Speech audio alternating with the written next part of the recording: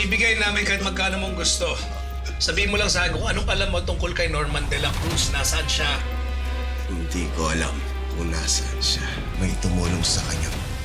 Doktora. Doktor? Alam nyo, hindi biro yung pinagdadaanan ni Norman. Sana lang malampasan ang lahat ng pagsubok na to.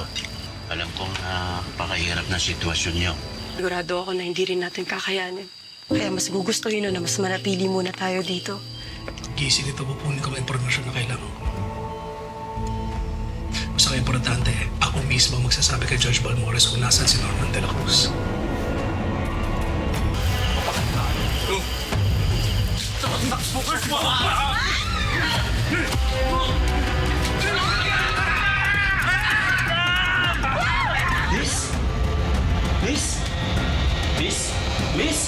Miss!